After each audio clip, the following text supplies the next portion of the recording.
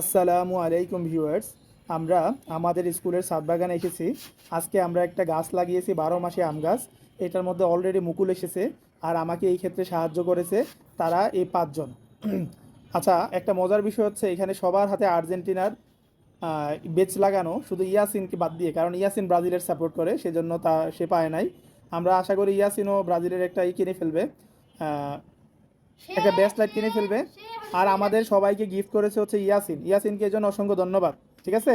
আচ্ছা, এখন আপনাদেরকে আমি একটা মজার বিষয় দেখাতে যাচ্ছি যে আমাদের এই গাছে যে আমরা 1 মাস যাবত যে পরিশ্রম করলাম তার ফলাফল হচ্ছে আমাদের এই সফেদা গাছে আমাদের সফেদা ফুল এসেছে। এই যে ফুল দেখতে পাচ্ছেন, সফেদা ফুল কিছুদিনের মধ্যেই আমরা আশা করতেছি এই ফুল থেকে ফলে পরিণত হবে। অসংখ্য ফুল এসেছে আমাদের গাছে এই 1 মাসের মধ্যে। মাসাল্লাহ আমাদের অনেক ফুল এসেছে, আপনারা দেখতে পাচ্ছেন।